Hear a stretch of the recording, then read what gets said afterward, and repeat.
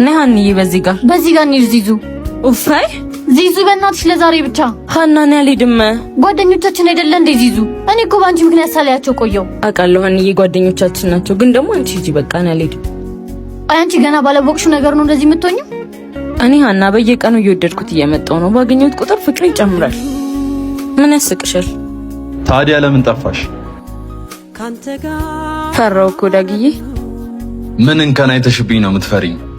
ልክ እኔ እንደምወድ ካንተ ባትወደኝስ?